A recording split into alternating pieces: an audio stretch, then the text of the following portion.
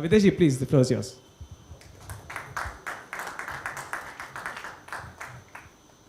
I want to invite my partner, CA Chartered Accountant Bhushan Shah sir over here.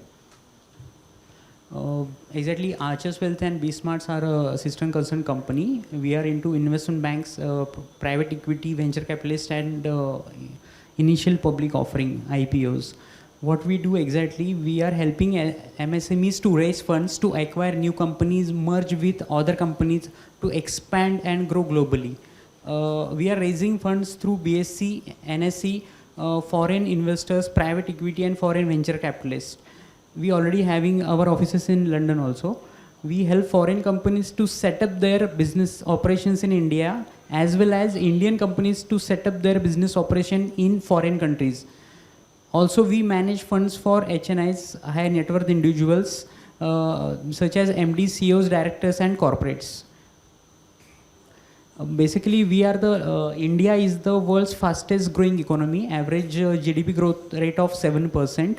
Within next 15 years, there is a projection that India will be the fourth largest economy in the world, having GDP average GDP of 7 to 8%, and total size of the economy is more than $8 trillion. Next slide. Yesterday we saw that India sets $400 billion export record. It is a significant and key driver for growth of MSME sector. Basically, last year, total fundraising through venture capitalists and private equity in top 10 cities in the world. As a country, we are number 3rd, and as a cities, Bangalore is number 5th. So there are ample of opportunities all over India, and all fund houses, including Sequoia Capital, Tiger Capital, and SoftBank, only wants to invest in India. That is a magic of India growth story, and this COVID is a blessings for us. Actually, basically, every company in China, maybe it is from Europe or America, they want to invest in India, and they want to shift their base from China to India. So that is a blessings in disguise, we call it. And because of that, we are saying ki fundraising, and those companies, big companies like SoftBank and Tiger Capital also want to invest in Indian MSME sector. This is where Archers Wealth can help you. So handing over the mic to Chartered Accountant Bhushan Saha sir, they will explain you in details. Thank you. Good afternoon. Mr. Das from SIDBI, Mr. Seewraj ji, then Mr. Thakur sir, Kantharao ji, Mr. Manpreet ji, and dignitaries from Thailand, and members of ICIB. Very good afternoon to you. I have given 10 to 15 minutes roughly for the presentation. We are basically chartered accountant firm associated with Archers right from beginning. We are B-Smart and Associates Chartered Accountant LLP. We have 10 chartered accountant partners and 100+ staff. We have head office in Pune and branch office in Mumbai and London. We give services which are mentioned on this PPT: equity and debt funding, financial consultancy, setting up entities in India, legal advisory agreement draftings, pre-IPO guidances, business restructuring, mergers, acquisitions and amalgamations, secretarial compliances, registrations, financial health check. This is a product which is developed by B-Smart. This is applicable to all SMEs. Okay, we cater basically to SMEs. The clients 1000+ list is there. Almost out of 1999 are SMA. Only one client is having turnover more than 1000 crore, and which is not SME. All other 999 clients are SME clients with us, having turnover from 1 crore to 250, 300 crores. And all these clients have been incorporated by B-Smart and providing these type of services to those clients. Financial health check is a product having almost 100+ parameters in it, and it will give you the health of the organization, financial health of the organization. Okay, generally all the large corporates and SME, what is the difference? Difference is finance. Basically difference is finance. Large corporates having all the systems at place, all the supply chain management, expertise, all good corporates having their own consultants, in-house consultants, and SMEs are not affording those consultants on their own board. So we basically partner with SMEs for all these consultancy activity. We have all type of team, including company secretaries, advocates. So if we see 10 or 15 SMEs bunch, then we can provide all those services where large corporates can take their services in-house. We are providing those services on consultancy basis to them, so that cost level, so all SMEs can get their services at minimum cost with high quality services. Okay, so we can provide all the services, those services which are provided by all big four, that is PwC, EY, all the services are in-house services we are providing. Now, the topic which I have been given is growth of SME. Okay, growth accelerates Indian economy, contributing almost 30% country GDP, and 40% of exports is from SME. See, if 40% and 30% GDP is from SME, then why the sector is called as unorganized sector? That's my question to all the members. Okay, why it is called as unorganized sector? Because all SMEs take their decisions on their own, and they have been not given any platform like this. So their decisions are in the office of themselves. Okay, so it is not coming to the public. They don't know if Tata Consultancy Services is taking some decision. Okay, it is going public. Okay, and the same type of services given by the small SME, it is nobody recognized by nobody. Okay, that is the difference between small corporate and a big corporate. Okay, big corporates are recognized and small corporates, SMEs are not recognized. That is the idea behind this. So almost 60 crore peoples or the staff will be employed by the SMEs by 2030. Okay, that's the information which we get from our surroundings, or say Google or all other information facilities. Okay, we can next time. Okay, what are the main obstacles for SMEs? Okay, out of 6 crore SMEs, we have in India 6.3 crore SMEs are registered in India. Okay, out of here only 30 or 40 are there, but all 6.3 crore might be facing the same problems which Das sir has already mentioned his 10 minutes presentation, like knowledge, okay, finding a right partner, overcoming the market access, complying with the different regulations, dealing with language and cultural gap, finding the right payment systems, transporting their goods over large distances, target the right market, and securing funding.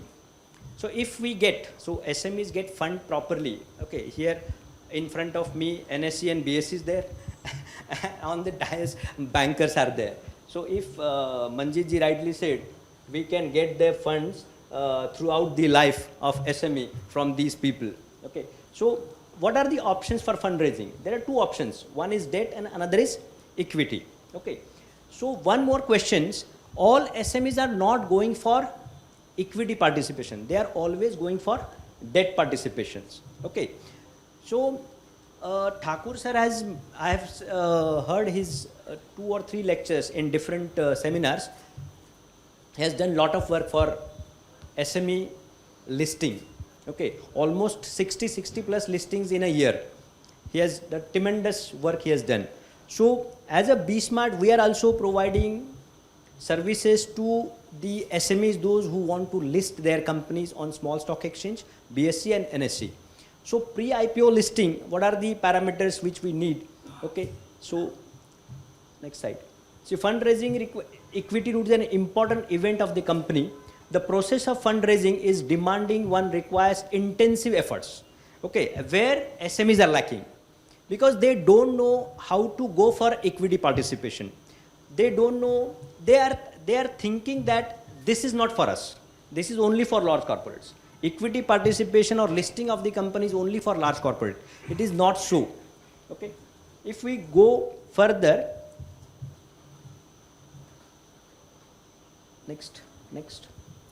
See, these are the eligibility criteria for SME IPO. Okay. Only 25 crores is a paid up capital requirement. That is the maximum. We can go less than that. Second is only 1 or 2 years of profitability is required. Third is existence of the company for 3 years. And fourth is website. These are the 4 requirements of the company for listing on small stock exchange. These are only 4 requirements. Okay. If these 4 requirements are there, then we can list our company on the small stock exchange board. This particular awareness is not there with SMEs. And we want, as a BSmart and Archer Wealth, we want to create this particular awareness in SMEs so that funding requirement for their growth will not be an hassle or problem for them. What are the myths? So what are the myths or what are the problems the directors or the small entrepreneurs are having there in mind? That is the first, dilution of promoters holding results in dilution of control. It is not like that. Everybody, all SME holders are thinking that if I list my company on stock exchange, I will lose control over the company. My decision making, potential loss of autonomy, my decision making will be from the public or the boards of the public. It is not like that. Everyone saw all the requirements for SEBI, then RBI, then bankers, everybody will ask questions to me. It is not like that. You can outsource these activity to the consultants and you can focus on your own business. Your autonomy will not be disturbed. Even if you dilute 49% control, you have all the decision making powers in the company. All the decision making powers. Okay, for a small money. Next slide. What are the potential benefits of fundraising through equity route? Easier access to equity capital. Second, balance risk management for promoters. They don't have to think about monthly repayment to the bankers, interest burden. Then situations like COVID. Okay, only 6 months moratorium has been given and COVID ran for 2 years. Okay, in equity nobody will come to you give back my money. Okay, so your money will be there, still your company is there. Fourth point, listing stock exchange can facilitate growth through strategic investments. If you go for Mauritius, if your company is listed, all the data is authenticated. Okay, so Das sir said there are 3 balance sheets. Okay, if you are listed, there will be only 1 balance sheet. Okay, so data is authenticated. If data is authenticated, the transparency will be there. Transparency will be there.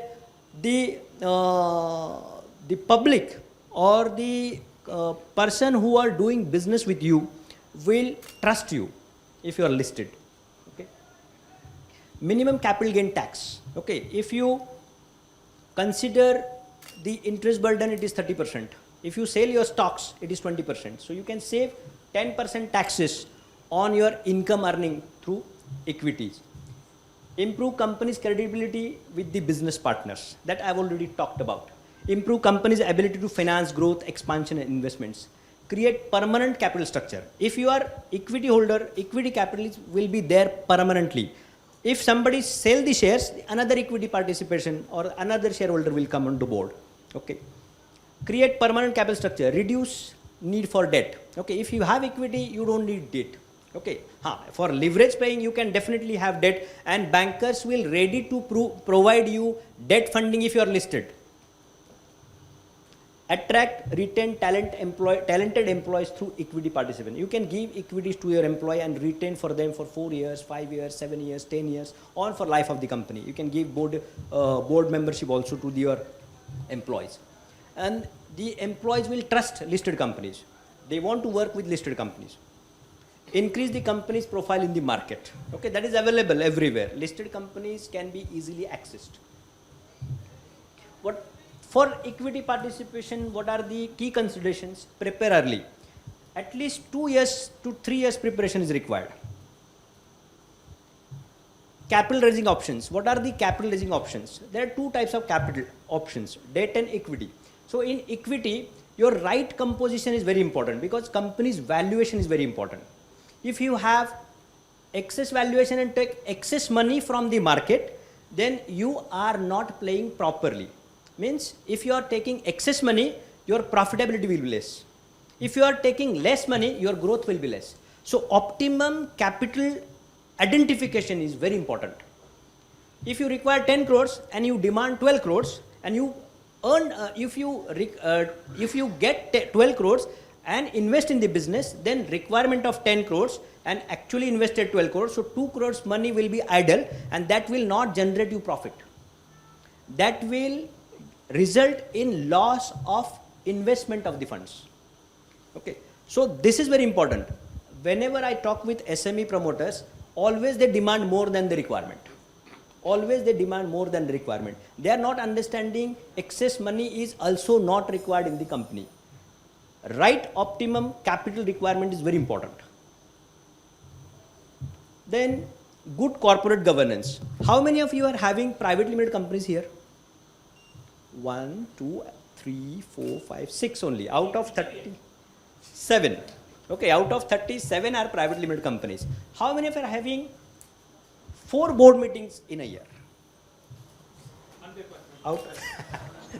So right corporate governance, actually you do meeting, even if you are 2 shareholders and 2 directors, you sit down, write points on that, put it through the paperwork, submit it to the ROC. Okay, that will give good corporate governance, that will give you a good stability and you can say trustworthiness in the market. Internal control systems. We have product called SOPs, Standard Operating Procedure Development. Okay, if you have SOPs in place, you can decontrol your decision making. Means if your owners and the operations will be decontrolled. Okay, all the operations will be taken care by the team and all strategic decisions will be taken care by all the shareholder promoters. Okay, through internal control systems. That will give you growth path to the organization. Streamline financial reporting. Okay, those who are having 20 crores plus turnover now will be on e-billing.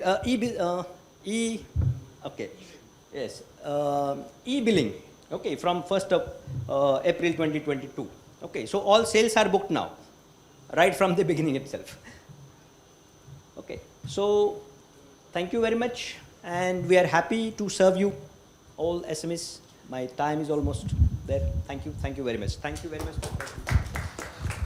Thank you so much, CSAB. So, I have a habit of talking with examples. So, another example for a CA. So, normally you say 3 balance sheets and all that, which is very true, but that is all thanks to our so-called systems where we maintain.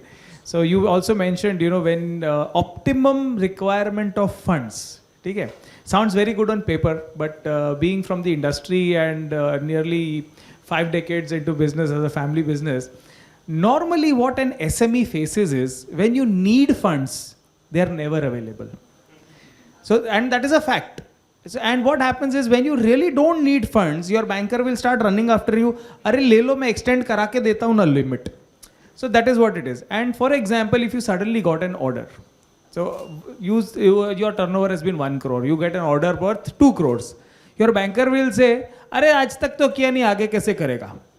So, how does somebody else know what a person is capable of? That is point number 1. So that is industry point of view, I must say. And so it has always been, I think, hen and egg story. And I think it is going to be continuing for eternity. And when it comes to funding and finance for SME, so that is where organizations come into picture, where they guide you what to do and how to do it. I think that is what is needed. See, everybody needs funds, everybody needs capitals, but it is going through the right channels to the right people. So I have known companies, one of our members recently got listed on the stock exchange, and we have seen their journey in the last 10 years. They used to be a very small company and they've grown and they've got listed, but they managed it professionally. That is what an SME does not understand. Everything is all about me, my mother, my father, my brother, my chacha, my kaka, that's how it has been. And we do not really want to bring in so-called outsiders. But that gives a very different perspective, which is what we must understand. And at the end of the day, they are there to help you because you are employing them.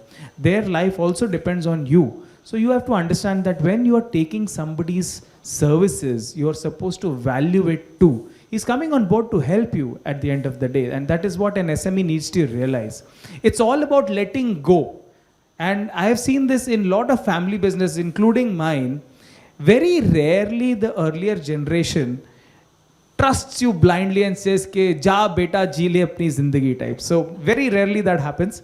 And the practical, they're right on their part, because when it comes to my father, he has literally put the bricks of that building himself in early 70s.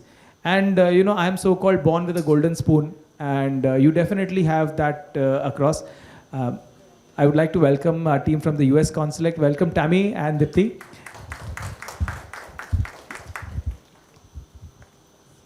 So I'll speed things up now. So with this, let's move on to the other part of the world. We are joined today by a country that is known by each and every one of us, and that's Thailand. So Nanthapol ji, welcome sir. And little bit about Thailand, I would like to add that everybody knows that it's a lovely holiday destination, but very few people know that it is the gateway to ASEAN.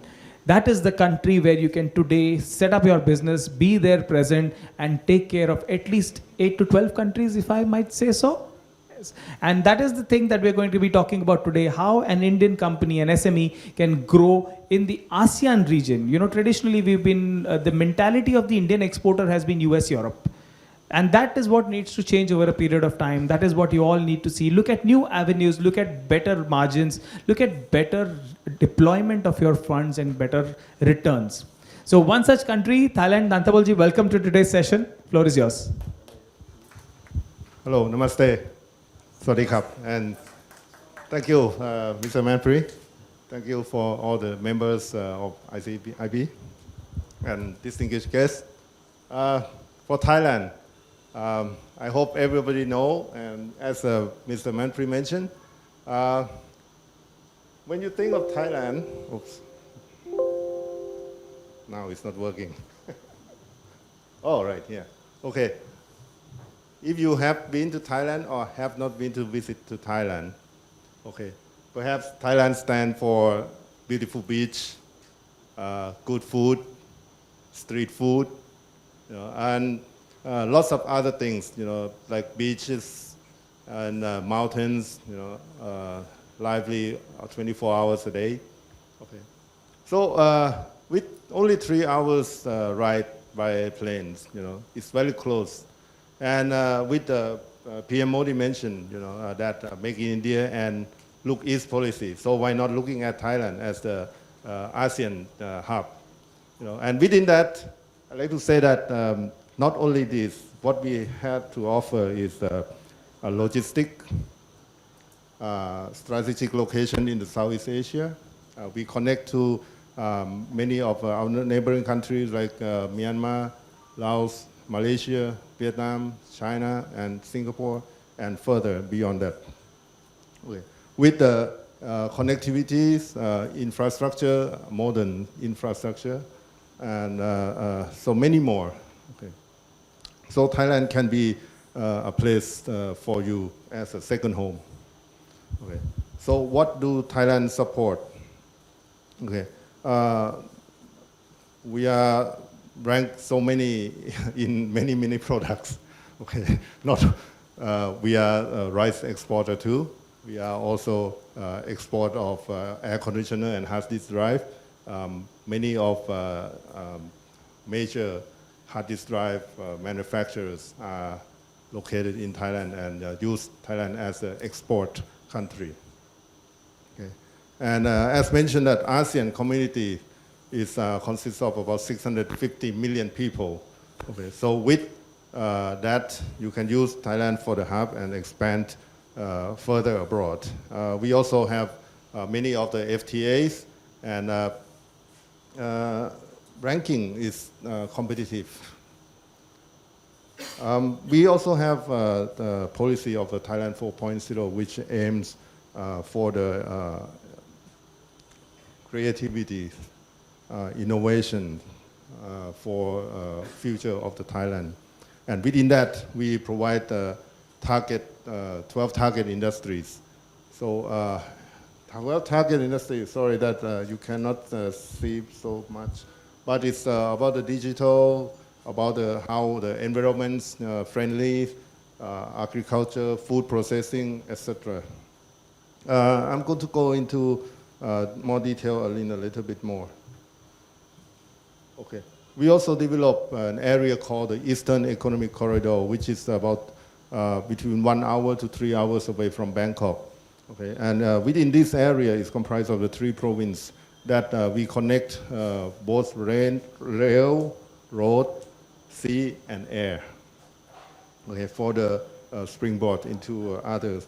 With the deep sea ports availabilities, and we have 3 international airports connectivity. This is a little bit of more details that you can look at it. Within this Eastern Economic Corridor, not only we do the infrastructures, but also we try to put in the area of specialty, like digital, like in the health, and also with the manufacturers of those target industries. This is just an explain more into how do we develop the infrastructure of those areas. Now, how to do business in Thailand. For those of you who has not been doing business in Thailand and wants to do it, okay, we have a trade office in Mumbai, and we have other trade office in Chennai, and the one in commercial section of the Thai embassy in Delhi.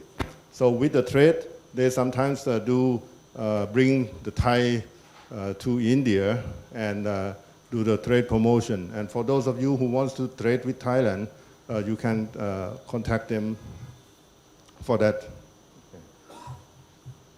This is like if you want to do the business in Thailand by having a register, set up a company in Thailand. Okay, we have a Foreign Business Act, which if you want to own 100%, you have to fall into that. And of course, we have categories that prohibit not for foreigner to do it, but it's very small activities. So most of the business, you can do it in Thailand. Okay. With the investment opportunities, so nowadays, people are more concerned of green environments and so on. So what we do is we provide, we offer a policy called the BCG. And the B, bioeconomy, circular economy, and green economies. Okay, how do they come into this? Because of the Thailand is a food processing industry. Therefore, most of these try to utilize everything. And these also come into for the future that not only for food, but for other industry as well, that we can bring it, come to the recycle, and then reuse it. This is just some sample of the opportunity in the BCGs. Okay, like in the farming and biodegradable herbs. Okay, this is another industry sector, medical device. We are good in the medical that people who wants, if you have heard of it, people who wants to come and do the operations. Thailand, you know what I mean, the operation. Okay, so that is one of the example. Okay. Another thing is that we have EV policies, okay, which is very new that we try to use Thailand as a hub for the electric vehicle. And we target 30% of the total productions of the EV by the year 2030, that it has to be on the road, okay, which is approximately to about 750 vehicles. Okay, by doing so, we target that, okay, we're giving subsidies, to consumers, like for the passenger cars and all the way down to the supporting industry, like setup of the battery charging station. Okay. Of course, with the support of the supply chain, we have about 1,700 companies, to supply for the first tier, second tier, and third tier in the automotive sector. Okay. Another one is about the digital industries. Okay, we are trying to lay down all the digital technologies into many of the industries. And this is just an example that data center and cloud computing, they are increasing uses in Thailand. Okay. Of course, we do support in the EEC as well. This is just an example that I choose for the second home of the international company who are invested in Thailand. Okay. So many of them. So I just bring out some of the Indian companies that are located in Thailand. Okay. Many of you may know all these names. And when it comes to the investment promotion incentive, I'm representing the Thailand Board of Investment, and we are under the Office of the Prime Minister. So what we do is we giving the incentive to promote investors, okay, and which we have about 200 plus activities for you. If you can qualify, then incentive can be granted. Various example that incentive. It's like a tax incentive and a non-tax incentive. The tax incentive, maybe you can get up to 8 years or up to 10 years, and then you can do additional incentives which you might be able to receive another 3 years. So the maximum you can get is 13 years for the corporate income tax exemption. Furthermore, if you are located in some rural or in some special economic zone, then a corporate income tax deduction of 50% for additional, up to 3/10. So, we see that. This is just an example for that. Okay. Also, for those who have already been to Thailand and have a manufacturing facility in Thailand, we also provide additional one for the enhancement. Okay. For these productivity enhancements, such as if you want to install solar cell, as I said, green is coming, so solar cell help for the electricity. You get additional corporate income tax deduction of 50% for 3 years. Okay. Industrial and investment linkage support, we have this department to assist you.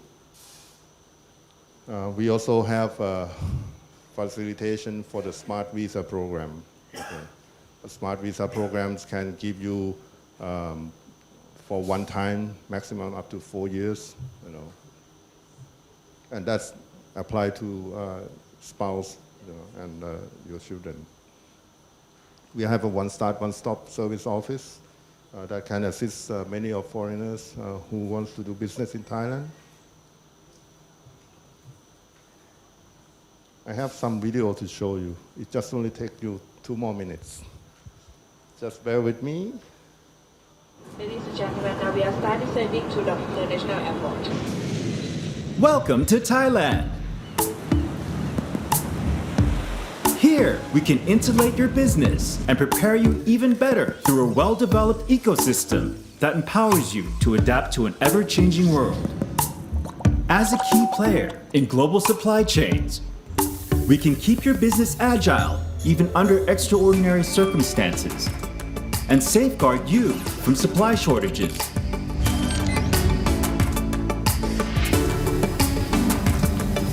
And here, you can tap into our strong and diverse value chain to thrive in advanced industries. Located at the heart of the ASEAN region, Thailand's world-class infrastructure for road, sea, air, and rail.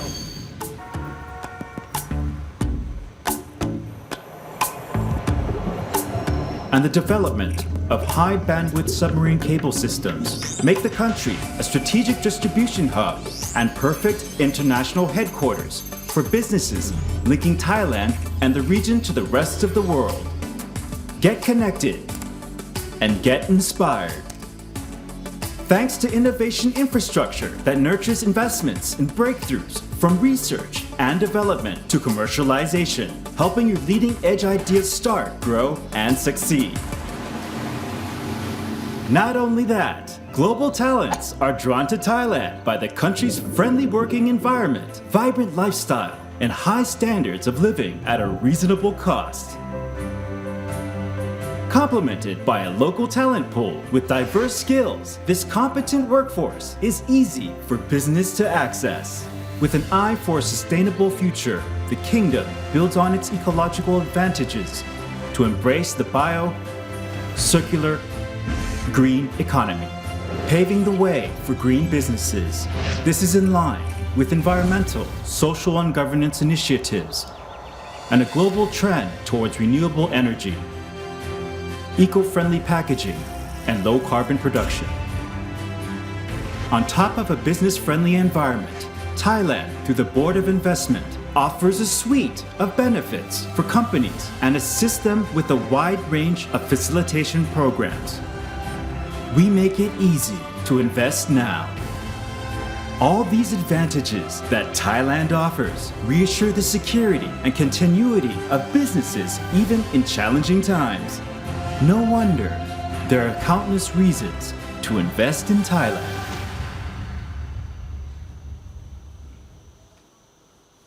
Okay, so just to add one more, if you want to know more about Thailand Board of Investment, we have Thailand Investment Review that you can link, and it's in English. And we also have a hard copy for you to pick up in front. So please feel free to pick up all the brochures. And we are the only office in Mumbai, in India, actually. So if you want to contact, please feel free to contact me. We are located in Nariman Point at the Thai consulate there. And other two locations are based in Thailand. One of them is in OSOS, or One Start, One Stop Service, and my headquarters in Bangkok. So thank you very much. Thank you.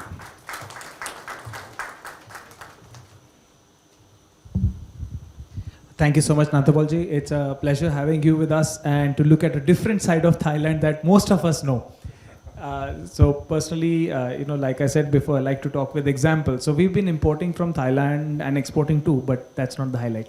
So since nearly 20 years, and the empowerment of women that you see in Thailand is just amazing.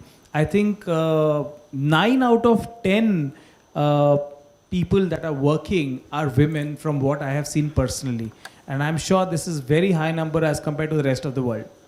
And once you go there to any of the factories, senior positions, CEOs, that is one country where you... Any of the factories, senior positions, CEOs, that is one country where you will find women CEOs which are left, right and center. So I think we need to learn something on that also when it comes to our Indian businesses. So thank you so much. With this, I'd like to come to end of the first session, and if we can have a nice panel photograph. Kevin and Rajan, both are Vice Presidents from Central and Western Zone. Can you please join us?